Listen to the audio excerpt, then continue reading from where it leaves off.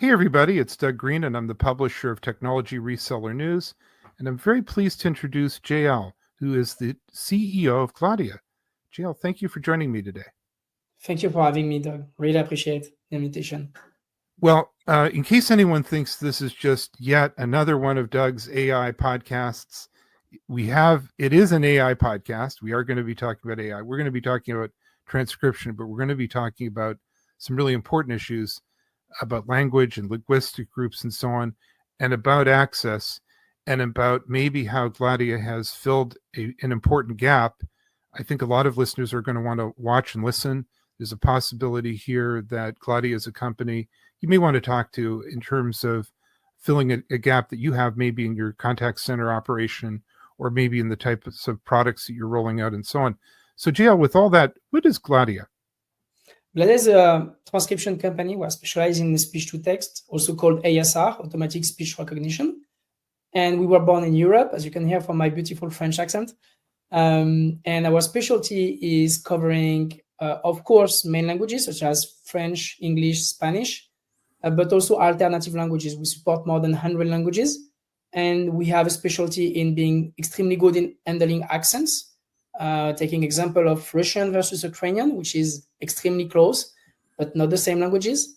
Another specialty that we have that is close to languages, multi-languages, is being able to do what is called code switching the language on the fly, which is, of course, a problem that everyone has in every country because we have immigrations, or we have to support multiple languages, like in Canada, or in the US when you have English or Spanish.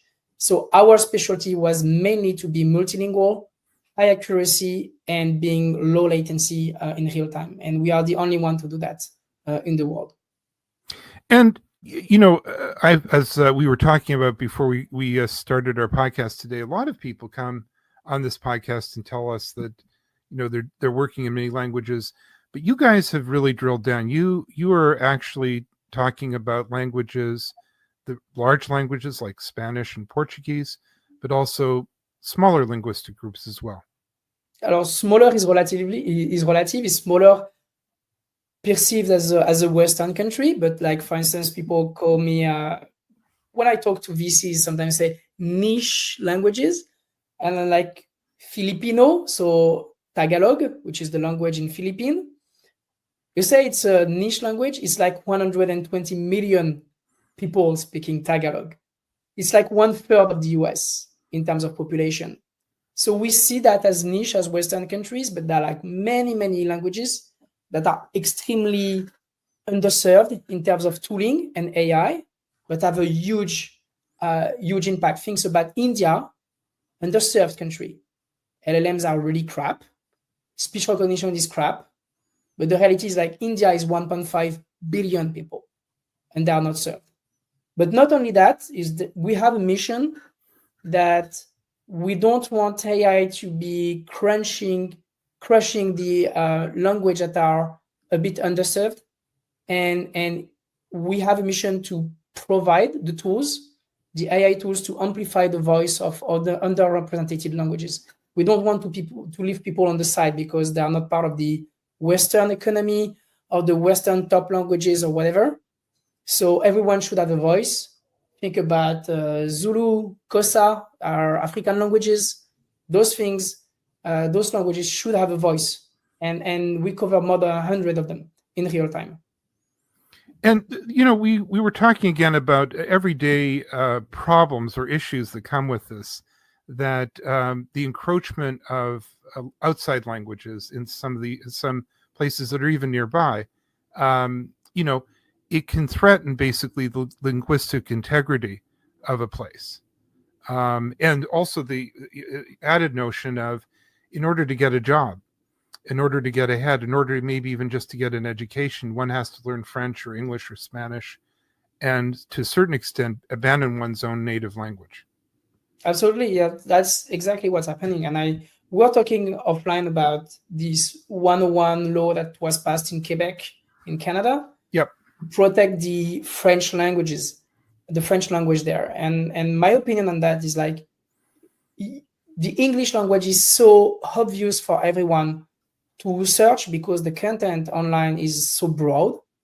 The culture that was given is so good. Let's be honest, the best shows in the world are coming from Hollywood. The best movie in the world are coming from Hollywood. So actually, if you want to have good content, good education, good culture, a big part of it is coming in the English language. So if you want to preserve your language, you want to preserve your culture, you need to have a way to amplify your voice. And it's not only by creating content in your native languages that you have, but it could be also translating the existing content into your language. So if you have an amazing course on MIT and you want to have it in your native language, that could be, I don't know, Portuguese or Turkish or whatever, there are ways that you can have the transcription and the translation into your native language. And you can teach your kids and teach your population a very strong content, a very good content in your native language without doing like much efforts. And we need to have a way to amplify exactly your voice in your native languages. So that's the first thing, being able to rebuild your education and rebuild your culture on that. And the other way is like the example I was giving was, if you have a podcast, right? You have a discussion of 2 persons for like 20 minutes. If you don't have a good AI tool, you won't have the transcription. You won't have the good LLMs. The only thing you can do is to have native speakers that's going to listen to you hand to hand for 20 minutes to have an impact.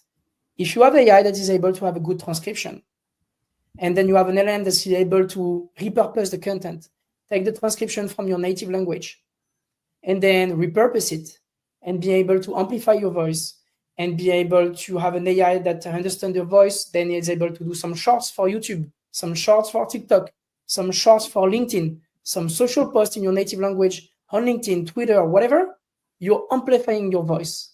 And from one person and one message, you can become like 1 million messages. So first, if you don't preserve your language and you don't have the tools, you're being crushed. And second, AI is an opportunity to make a 1 to 1 million strength in your messaging. So that's why we want to make sure alternative languages have a way to amplify the voice. That's really our point. Now, one of the things that we should probably also talk about is language is also nuance, its accent, its regionalism. You guys have tackled that as well. We've tackled that. That was not easy, to be frank. Taking the example of Russian and Ukrainian, and I'm taking this one on purpose because both languages are like 90% close. Okay, very, very close. So in the sound of the voice, it's very unlikely that you will make a difference, right? But there are a few words that are a bit different. What happened to us 2 years ago, people thought that we were infiltrated by Russians in our systems because it was detecting Ukrainian as Russian. And that's not the problem. It's just AI was biased because you have more content in Russian on internet than in Ukrainian. So the way we trained the algorithm, we had a bias in the data, and then you had an overrepresentation of Russian, right? So we had to rebalance this algorithm to match the geopolitical situation. And that's a good example. You have alternative languages. It's not because you're underrepresented on internet that you should be underrepresented into the algorithm. So you need to find a trade-off, because when someone is using the speech recognition, it's more likely that they're going to be Russian than Ukrainian because the population is bigger. But doesn't mean that this bias in numbers should be the bias that you should reflect in your product. So you need to find ways to counterbalance those biases. And it's not that easy, to be honest. It's not just math. It's not just like taking more data, etc. It's a bit more subtle than that and finding the right threshold. So to preserve culture, like it needs to find the right balance and to be sensitive to actually people emotions, as you mentioned, and people culture and the way they want to preserve their culture. So yeah, let's talk about applications and where many of our readers might be able to integrate with you. One of the things I noted in our pre-discussion was that you offer API integration. Absolutely, we offer API integration. either API or WebSocket integrations, but our main customer base are call centers, tools, and voice AI agents that reach a point in their market when they want to expand. They have good solutions, and let's be frank between us, the best softwares are coming from or are expanding in the US.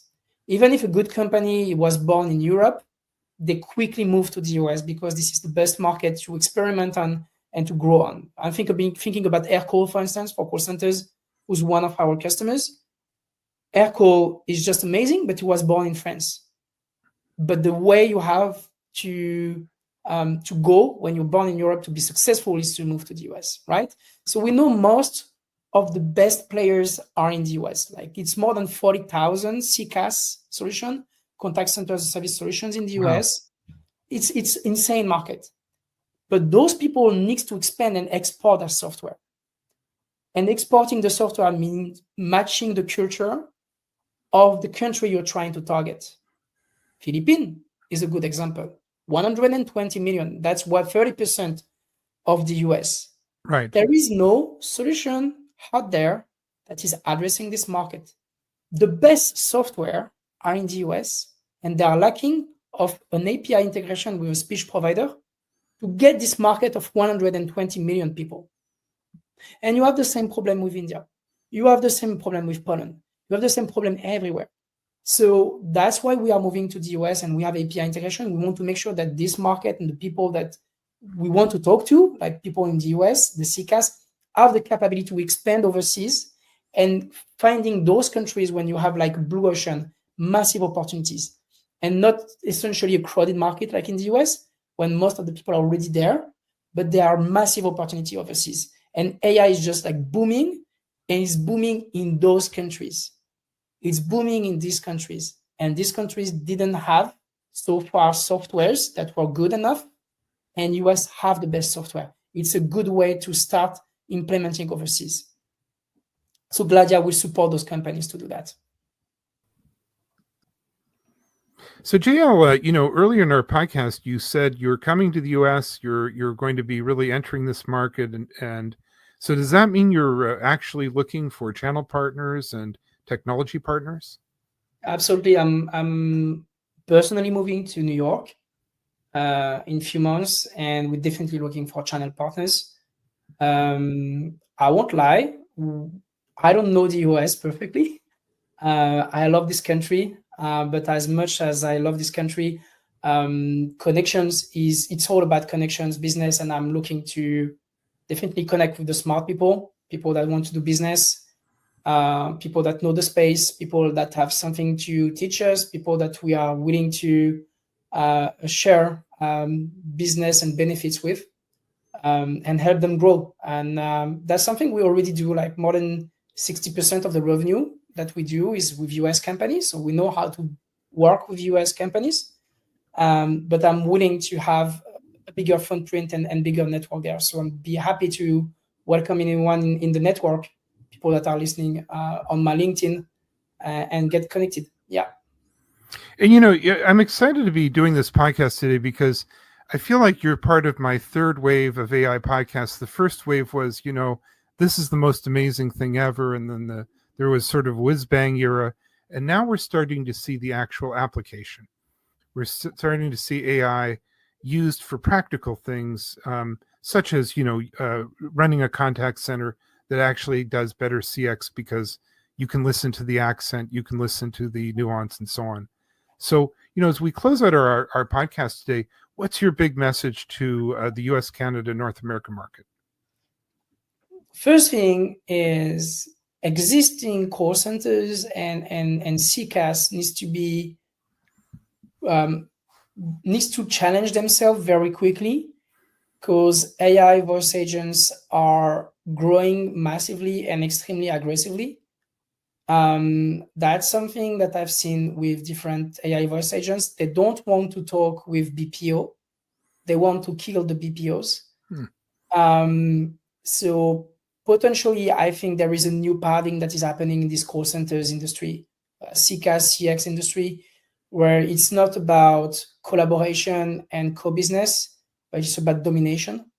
So we need to work together to make sure that CCAS have a space to express themselves and not being like fully dominated by only AI voice agents. I think relationship with the partners, relationship with the BPO, people have a great expertise in BPO, and we shouldn't get rid of this, and we shouldn't like be just removing all these channel partners and this thing right away and saying we're gonna change everything and it's gonna be only AI. I think there is a human piece that needs to be in the room all the time. AI won't solve all the problems. Maybe it will solve like probably 20 to 40% of the calls automatically, but we will need this 60%. And the difference with like the current situation in call centers and CCAS industry, the 60% of remaining workforce will have to be extremely good. They will have to be tightly selected. They will have to be hardly trained. They will have to be extremely well managed. So it's going to become a very, very extremely professional skill to be able to build extremely high quality call centers, because it's not going to be about the numbers, it's going to be about the quality. So the thing is like AI on the one hand wants to take over, on the other hand, BPO has a great expertise on this. And I think we need to find a middle ground where AI is not taking everything, because it's going to be a very dirty world. If there is no way I can get out of the loop chatting with an LLM, that's going to be extremely hard and painful situation as a customer. And so I want to make sure everyone has a space on my hand, and I'm sure we can have both sides. On the one, AI voice agents to be better at what they do, and CCAS to be better at what they do. But also all the people that are working in human environments to make sure they have a good supervision of their team and make them train in a better way and be more efficient, because they will have to be extremely efficient to fight against AI. So that's my message. Like there is a space for everyone, but we need to work together like extremely fast. Things going to be transforming in the next 5 years maximum. It's going to be a very fast transformation. JL, I really want to thank you for joining me today, but I have a feeling we're going to be doing more of these in the future. This is really interesting. I want to wish you the very best of luck as you get underway in building a channel and other relationships in the U.S. market. But for now, thank you very much for joining me today. Thank you. Thank you for having me. I really appreciate it.